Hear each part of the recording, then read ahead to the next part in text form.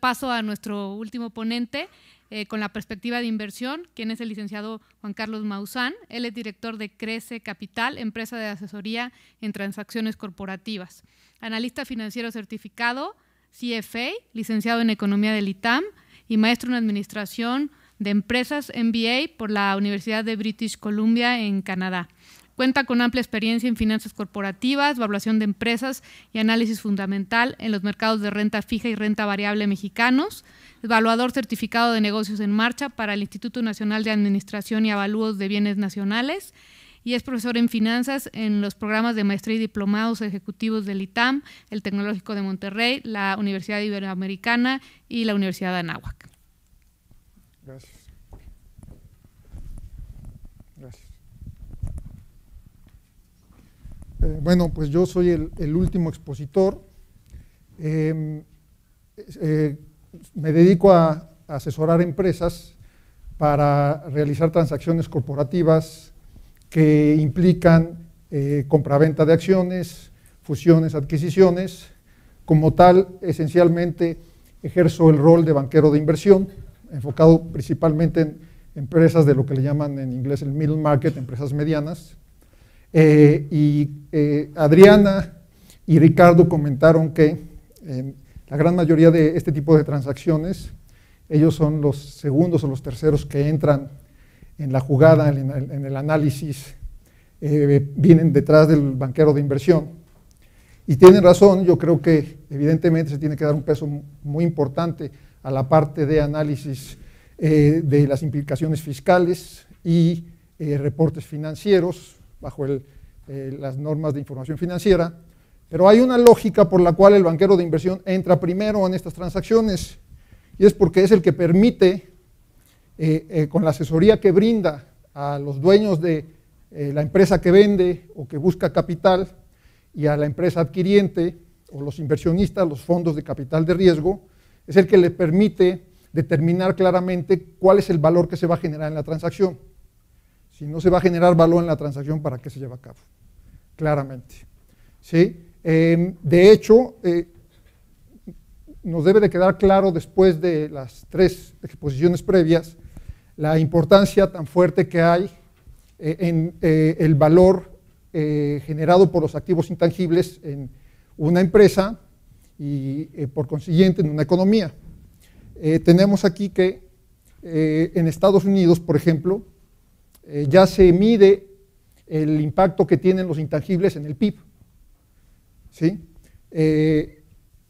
Si vemos en la gráfica del lado derecho, la gráfica del lado derecho nos dice que en los últimos prácticamente 40 años, el valor de estos activos intangibles como porcentaje de la inversión que realizan las empresas, pues prácticamente se ha revertido, ¿no? En cuanto a que representaban anteriormente un 8% más o menos de el valor de las inversiones y hoy en día representan un 14% en comparación con lo que representan los activos tangibles en los negocios. ¿Cómo medimos el valor de los activos intangibles para las empresas que cotizan en bolsa? Sí, para los más grandes negocios, más relevantes que hay en una economía.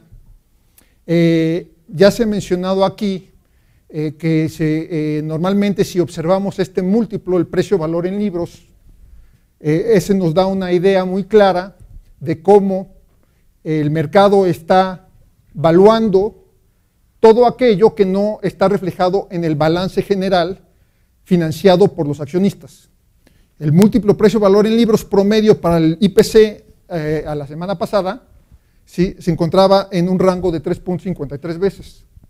La interpretación más sencilla de este valor es que por cada peso que han invertido los accionistas en la empresa, en las empresas que forman parte del IPC, a lo largo del tiempo, considerando lógicamente utilidades retenidas neto de pagos de dividendos, el capital contable, por cada peso que han invertido los accionistas, el mercado estaba dispuesto a pagar 3.53 pesos.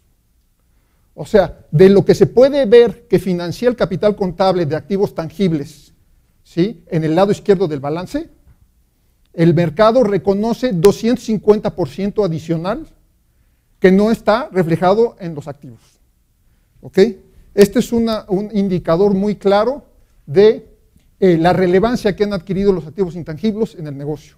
Si bien es cierto, claramente cuando vemos las valuaciones de empresas que cotizan en mercados bursátiles, no hacemos la desagregación como mencionaba Adriana, que es muy importante hacer, de estos 3.53 veces libros, 0.8, 0.7 representa marcas, 0.4 listas de clientes, 0.3 patentes, etcétera. En una evaluación financiera de negocio en marcha no se hace esa distinción, pero sí claramente con el valor resultante, claramente nos damos una idea de la relevancia de esos activos intangibles. Para México en particular, ¿sí? Es importante reconocer el hecho que las empresas no están en la mayoría de los casos, las medianas, que son la gran mayoría, y las pequeñas no se diga, no están conscientes en la mayoría de los casos de lo que puede representar los activos intangibles en cuanto a el valor del negocio. ¿Sí? Este tipo de valores que acabo de mencionar o de poner en la pantalla, normalmente pues la gente no los tiene presentes, porque la gente está, cuando se trata de negocios medianos o familiares, está metida en la operación. ¿Okay? Y a lo largo del tiempo han creado muchos activos intangibles, los cuales dicen, bueno, pues a lo mejor en algún momento los reconoceré financieramente o no los reconoceré financieramente. Ese es un gran error.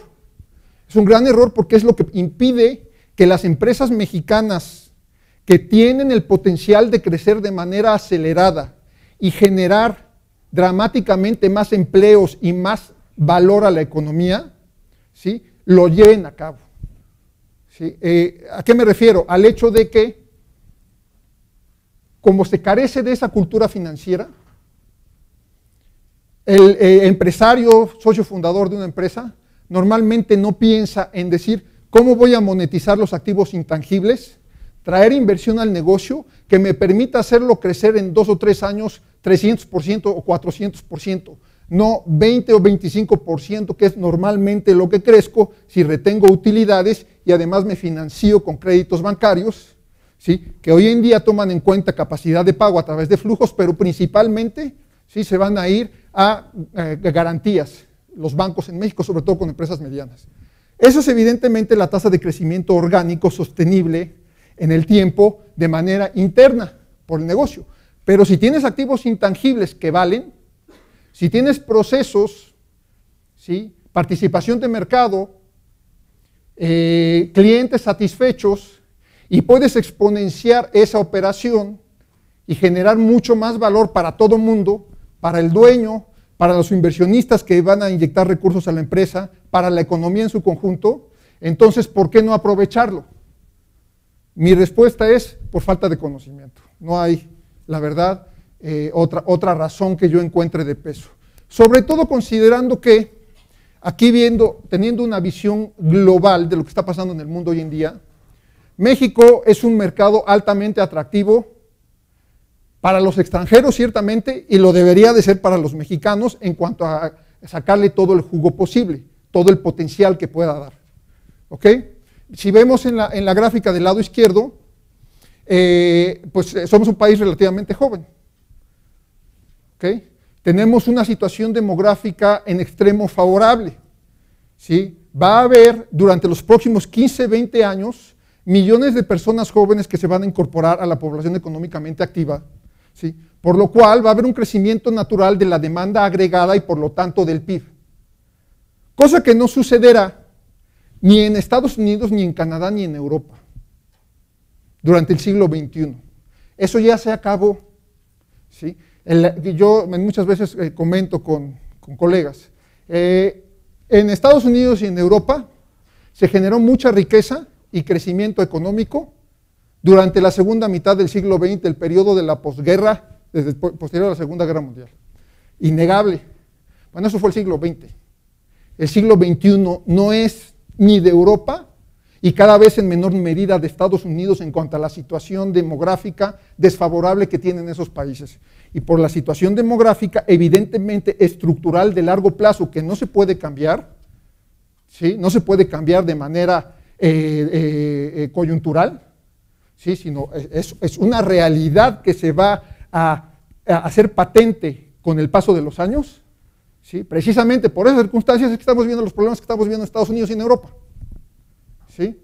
Las economías no van a crecer a tasas atractivas, las empresas lo saben, ¿sí? Están endeudados y, por lo tanto, no es un entorno atractivo para invertir en lo general. ¿Por qué entonces no aprovechar como mercado emergente México, de los importantes en el mundo, estas oportunidades, si soy una empresa que tiene muchos de estos activos intangibles no explotados a su máximo grado? En esta gráfica del lado derecho observamos que pues sí somos un país pobre pero joven. Idealmente en el mediano plazo cada vez menos pobre, ¿no? Pues eso es lo que todos esperamos, es a lo que apunta la estrategia de mediano largo plazo de la presente administración, las famosas reformas estructurales, y es lo que la gente en el exterior piensa de México que puede lograr. Sí, ayer estuve en una conferencia en Nueva York en la que se hizo una presentación a inversionistas, tanto de inversionistas de capital de riesgo, capital privado, como inversionistas en bolsa, deuda y capital, en la que la conclusión fue, si bien es cierto, estamos pasando por un periodo difícil, específicamente el 2013 de crecimiento, y los, como le llaman en inglés, growing pains, los problemas ligados al desarrollo, al salir de todos los vicios que se acumularon en el país durante décadas, ¿sí? Es un periodo difícil. Resulta que los extranjeros están muy optimistas en cuanto a las perspectivas de México en el mediano largo plazo. ¿Ok? Y se habla incluso del Mexican Moment. En la revista muy famosa The Economist, hace unos 2-3 meses salieron varios artículos y México en la portada, en donde se hablaba del potencial tan alto que se puede lograr si es que se llega a una conclusión favorable con estas famosas reformas estructurales, las cuales ya muchas se dieron, ¿no? Faltan las importantes que tienen a la expectativa a muchísima gente. Lo que les mencionaba en el círculo superior derecho, Rich but Old, sí tienen mucha riqueza definitivamente, ¿sí? 6, 7, 8 veces el PIB per cápita en Estados Unidos o en Europa de lo que se tiene en México, pero ya tocaron su punto más alto, vienen para abajo. ¿Ok? Ese tipo de oportunidades son las que debemos de aprovechar. Sobre todo las empresas medianas y pequeñas que no tienen acceso a financiamiento, por ejemplo, en el mercado bursátil, que pues evidentemente sí trabajan continuamente con el sector bancario, pero reconozcamos que la banca sirve para financiar, ¿sí?, la operación y el crecimiento de un negocio, como les decía, de manera orgánica y gradual, porque evidentemente se requieren, para acceder a sus financiamientos bancarios, se requiere colateral, se requiere capital de trabajo, se requiere capacidad de pago, ¿ok? Y me va a permitir ese financiamiento complementar la retención de utilidades. ¿Cómo le puedo hacer para acelerar mi crecimiento de manera dramática? Si es que quiero aprovechar los activos intangibles que están en el negocio, antes de que alguien más los aproveche, en cuanto a que entre un competidor, ¿sí?, con una estrategia comercial, un producto o un servicio más competitivo que el mío y desaparezca mi ventana de oportunidad. Bueno, ¿cómo los puedo aprovechar? Hay varias maneras. ¿Sí? Buscaría entonces monetizar esos activos intangibles. Una forma es a través de buscar inversión de otras empresas que conozcan la industria, que pueden ser nacionales o extranjeras, ¿sí?, que estén interesadas en realizar una fusión, una adquisición de mi negocio, aportar recursos, know-how, redes de distribución, ¿sí?, capacidad directiva, y evidentemente eso acelerar mi crecimiento. Esos son lo que se llaman inversionistas estratégicos. Inversionistas financieros, ¿sí?, son los que aparecen en el punto 2, inyección de recursos por parte de fondos de capital privado o de riesgo, private equity. ¿Sí? En México, ahorita vamos a ver unas gráficas, esta industria es cada vez más relevante. En Estados Unidos lleva 40 años de existir, en México lleva 6 o 7 años. Y otra manera, lógicamente, de monetizar los activos intangibles es a través de el obtener regalías por el uso de las patentes y marcas, de las que goza la empresa. ¿Por qué es atractivo hoy en día a las empresas buscar potenciales socios en mercados emergentes, como el mexicano? Pues porque están nadando en efectivo. No saben qué hacer con todo el dinero que tienen. Tienen miles y más de billones de dólares, tienen trillones de dólares los grandes corporativos en Estados Unidos y en el mundo, de recursos que tienen líquidos y que están evidentemente manteniendo en tesorería con la expectativa de hacer adquisiciones o fusiones o comprar negocios que les permitan crecer de forma rentable y generar valor para sus accionistas. ¿Sí? Evidentemente, el crecimiento inorgánico mediante fusiones y adquisiciones acelera la expansión de nuevos mercados, ¿sí? Porque me permite entrar con el pie derecho en un país en el cual no conozco bien a bien la operación, la idiosincrasia, con una empresa que ya tiene una red de distribución de clientes, ¿sí? De proveedores bien definida y que me va a disminuir también el riesgo de mi inversión.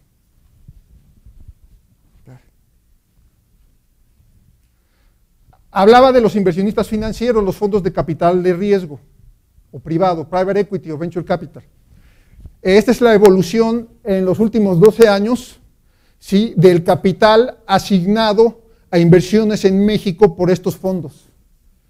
¿Sí? Desde el 2000 se han invertido en México casi 15,000 millones de dólares, en diferentes combinaciones de capital equity, de deuda, mezanín, capital preferente, etcétera.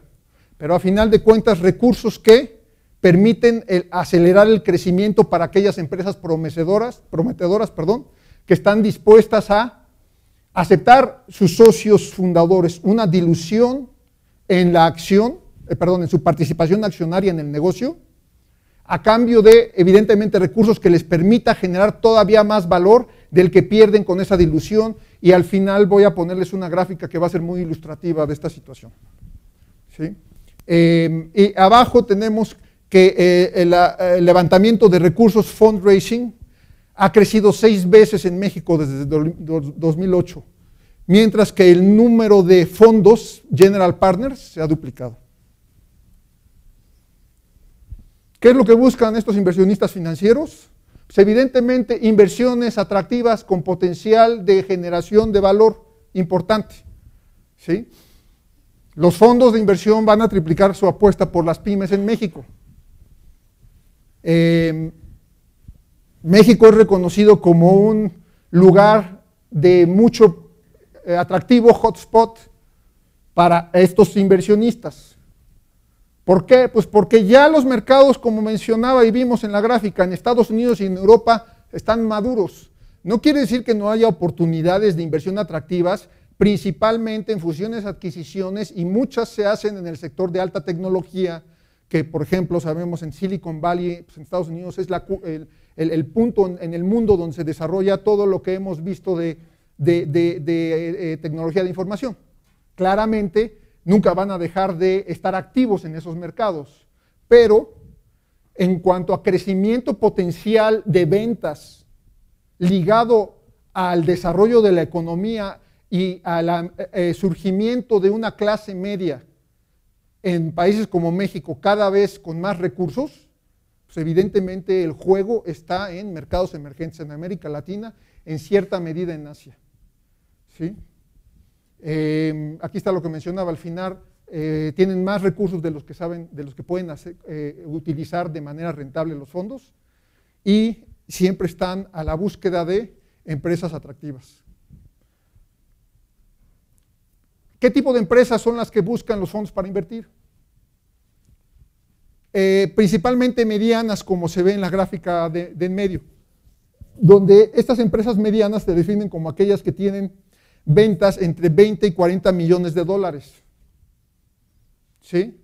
Lo que le llaman en inglés el mercado intermedio, el middle market. Sin embargo, no nada más en empresas medianas, también en empresas muy pequeñas, ¿sí? Que se definen como aquellas que tienen ventas entre 2 y 5 millones de dólares. ¿Ok? O empresas pequeñas entre 5 y 20 millones de dólares. ¿Ok? Estos son los objetivos, los targets que están buscando los inversionistas para poner a trabajar su dinero. Y no necesariamente están buscando, cuando hacen estas inyecciones de capital, no necesariamente están buscando participaciones accionarias mayoritarias. ¿Ok? ¿Sí? De hecho, si se fijan, las mayoritarias representan un porcentaje relativamente bajo en cuanto a la preferencia de los fondos por entrar en un negocio. ¿Sí? Están dispuestos a tomar participaciones mayoritarias, minoritarias o una combinación. O sea, a final de cuentas, un inversionista financiero lo que busca es que la administración actual de la empresa se quede en el negocio, porque ellos son los que lo van a seguir operando. Ellos son los que saben las tripas de la empresa. Ellos son los que han hecho los contactos y las relaciones, los que han desarrollado los activos intangibles a lo largo del tiempo. Evidentemente lo que buscan más bien son socios en los cuales puedan confiar, que tengan un modelo de negocios probado, cuya empresa tenga potencial atractivo para que ganen los dos al entrar ellos como accionistas. ¿Cuáles son los beneficios principales aportados por los fondos? Lógicamente se busca un incremento sustancial en la generación de riqueza. ¿Sí? El socio fundador o socios fundadores pueden monetizar su inversión en activos intangibles. ¿Okay? Pueden incluso vender una parte, si quieren hacer lo que le llaman cash out, ¿sí? Sacar algunos de los fichas de la mesa, lo pueden hacer. ¿Okay? Pero normalmente se busca que en este tipo de transacciones se quede los socios fundadores, la alta dirección, porque como les mencionaba, son los que van a llevar el timón del barco hacia adelante y que van a permitir la rentabilización de la inversión de ellos y de los inversionistas financieros. No nada más aportan recursos los fondos de capital, aportan también mucho know-how, expertise, ¿sí? Traen mejores prácticas de gobierno corporativo, contactos, conocimiento del desarrollo de una industria en la que nosotros estemos operando, de cómo se ha dado en otros países. En muchas ocasiones ya se sabe en la película, claro, no se sabe en la película tropicalizada, pero pues por eso entran con socios. Este es un estudio que hizo la MEXCAP junto con KPMG, ¿sí? En el cual se observa que en aquellas empresas en las que han entrado los fondos de capital en México, ¿sí? Claramente se da un crecimiento exponencial muy fuerte en diferentes rubros. En ventas, 4.5 veces, ¿sí? En crecimiento promedio de utilidades, 42% anual. Lógicamente eso se traduce en generación de empleos, dos veces, ¿sí? Y bueno, en términos porcentuales, una tasa compuesta de crecimiento anual de casi 14%. Entonces, a final de cuentas, no es que uno quiera nada más hablar de los beneficios, que también hay riesgos, ¿no? De la inversión de fondos de capital, pero lo que claramente se ha demostrado en los países en los que se ha desarrollado esta industria de manera significativa es que aporta de manera muy importante a la economía. Estas son empresas mexicanas que han sido financiadas por fondos de capital de riesgo o fondos de capital privado. Volaris acaba de salir a bolsa, Genoma Lab ya lleva varios años, Pulse World también. Omex, bueno, ahorita la situación en el sector de vivienda es muy desfavorable, pero pues es una empresa que salió hace 10 años a bolsa. Yo estuve involucrado incluso en la colocación como analista, que cubría el sector de vivienda. En fin, una gama muy amplia de negocios, ¿sí? Que han sido financiados por estos inversionistas financieros, fondos de capital, que han acelerado su crecimiento, ¿sí? Se han institucionalizado y han beneficiado tanto a los socios fundadores como a los inversionistas, como a la sociedad en general al generar empleos de manera importante. Estas son empresas financiadas por fondos de capital privado o de riesgo en Estados Unidos. ¿Sí? Apple, Amazon, por ahí está Microsoft, FedEx, Starbucks, Facebook, sea, en el sector que ustedes se imaginen, han estado estos inversionistas. Nada más, la diferencia, además del tamaño, lógicamente, y de la sofisticación, es que en Estados Unidos llevan 40 años. ¿Sí? Ahí es, a final de cuentas, donde nació esta industria de capital de riesgo. ¿Sí? Inversionistas privados. En México llevamos 6 o 7. Y claramente, como asesor de empresas, como banquero de inversión para empresas de tamaño mediano, claramente nosotros lo que percibimos es que una parte muy importante de nuestro trabajo es la culturización de los empresarios en México, ¿okay? Porque se desconoce, ¿no? de esta posibilidad y atractiva e importante que hay para hacer crecer de manera más acelerada el negocio. ¿En qué momento es conveniente buscar recursos externos de inversión? Bueno, normalmente las empresas atraviesan, esto es lo que se llama el ciclo de vida de una industria, aplica para cualquier empresa. Normalmente las empresas atraviesan por una etapa clave de transición, ¿sí? En la que se vuelven empresas medianas a empresas que les llaman de alto crecimiento gacelas, ¿sí? Nada más que para pasar por esa etapa de transición, que también en inglés le llaman la tierra de nadie, no man's land, ¿sí? Para pasar por esa etapa de transición se requiere pasar por un proceso de institucionalización, ¿sí? Obtener recursos adicionales para financiar las mayores inversiones en capital de trabajo que se requiere cuando se salta de clientes medianos a clientes muy grandes, lo que permite lógicamente el crecimiento acelerado, ¿okay? El traer expertise y administración de nivel externa, ¿okay? Porque muchos negocios, hasta que son empresas todavía medianas, se manejan en buena medida como negocios familiares, ¿okay? Y si no está el director general, el fundador o alguna persona clave de su familia, por alguna situación que pudiera ser de salud o un evento de pues, la edad, muerte, lo que sea, pues el negocio corre el riesgo muy alto de desaparecer. ¿Ok?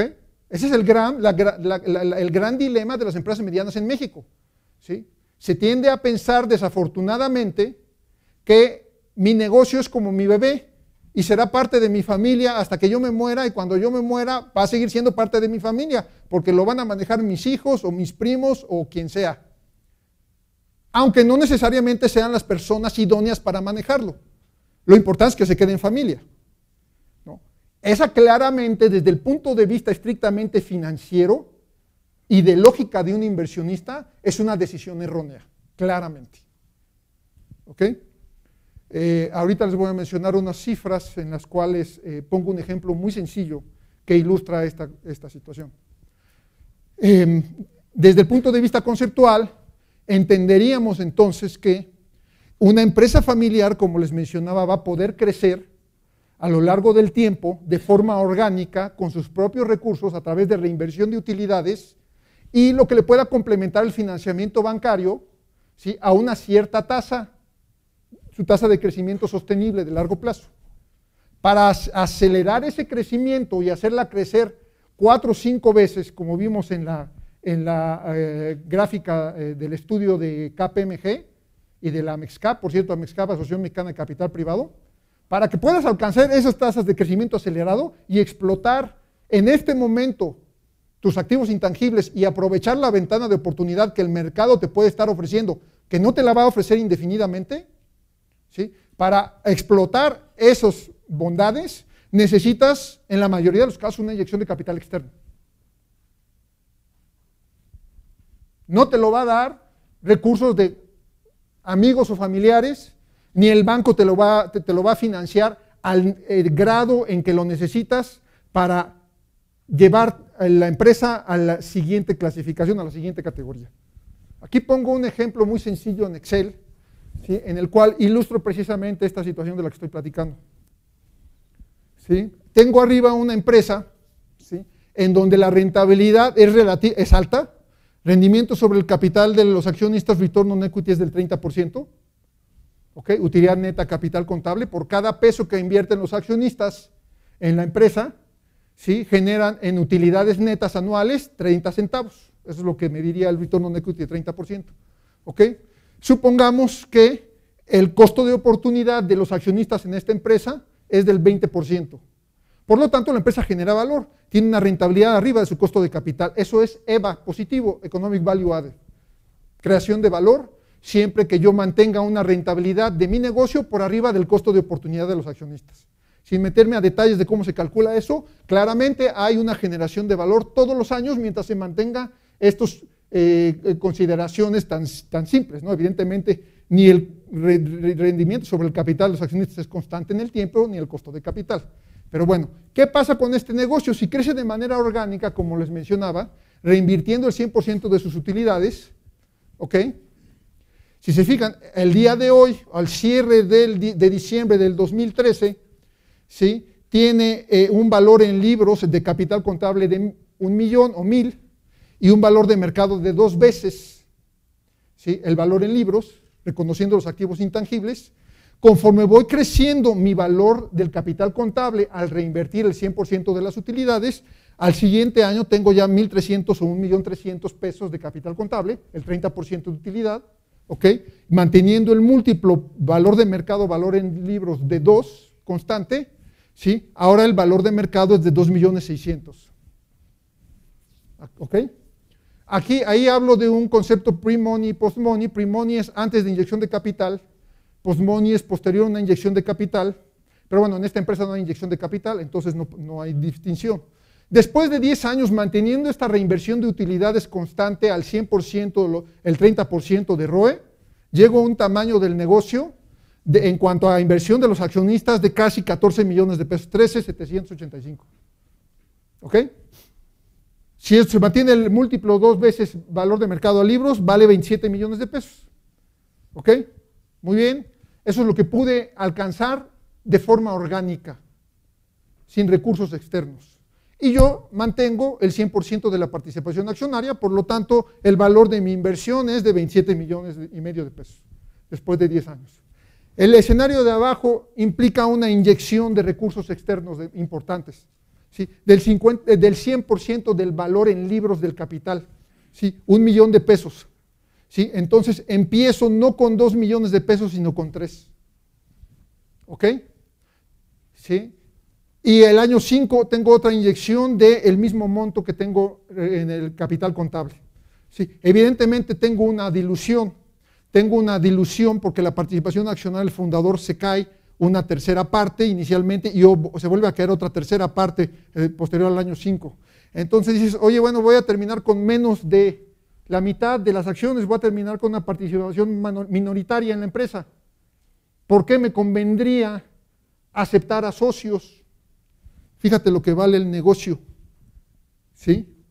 Para el socio que aceptó la entrada de recursos externos, casi 50 millones de pesos, casi el doble de lo que vale para ese mismo socio que no recibe recursos externos. Y estoy suponiendo que la rentabilidad es la misma.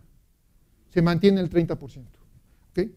Sí. Es tan sencillo como el valor de lo que le llaman el famoso la capitalización de los rendimientos o el compounding of returns.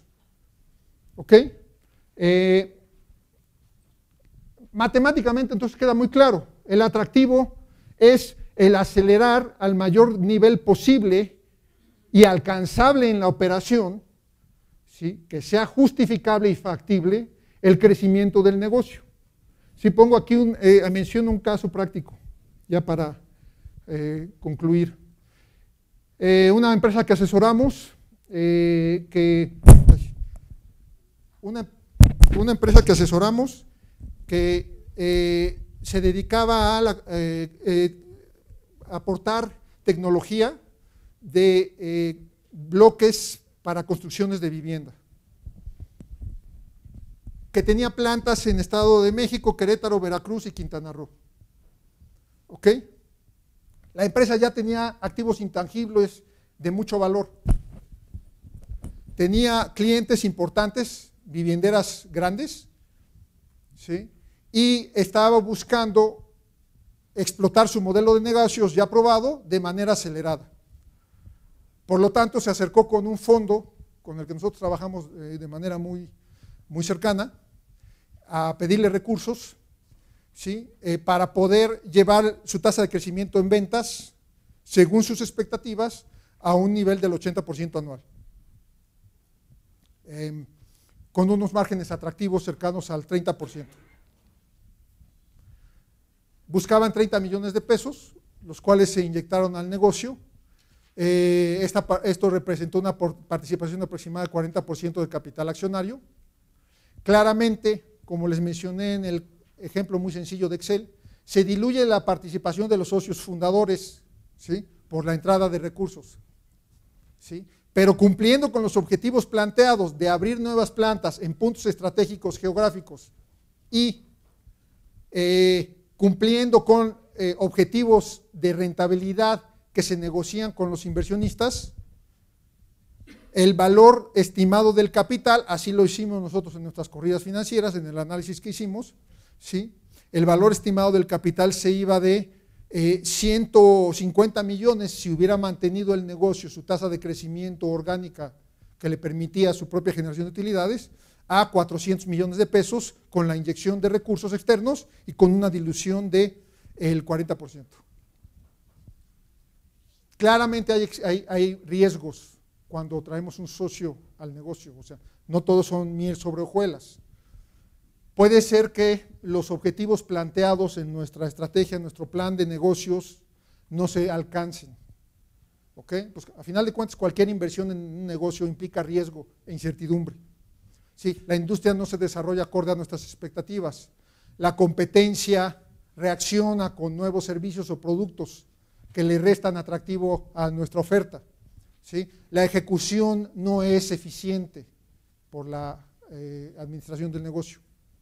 ¿Sí? En estos casos, pues, lógicamente no se alcanza la rentabilidad originalmente planeada, y eso es un riesgo que está dispuesto a tomar cualquier inversionista, sea una empresa que entre en una fusión o una alianza estratégica o un fondo de capital. Son riesgos que son inherentes a cualquier tipo de inversión en un negocio en cualquier parte del mundo.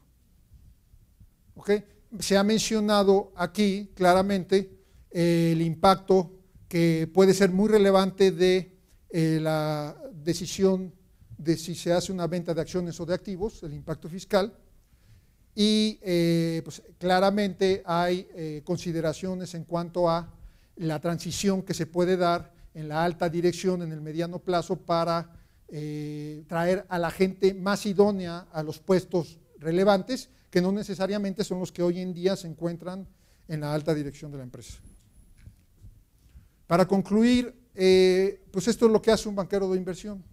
Como nosotros apoyamos a empresas en este tipo de transacciones, somos miembros de la asociación más grande del mundo de profesionistas que se dedican a esta actividad para empresas medianas, la Alliance of Merger and Acquisition Advisors, con base en Chicago, y pues las soluciones que brindamos a nuestros clientes son, como nosotros nos gusta pensar, son one-stop shop, porque pues les damos asesoría financiera legal, y si bien es cierto no somos expertos fiscalistas, los canalizamos con gente que apoya en esas etapas ya de los procesos de la transacción. Eso es todo lo que quería comentar en relación a la perspectiva de inversión, y bueno, pues espero que les haya sido interesante. Gracias.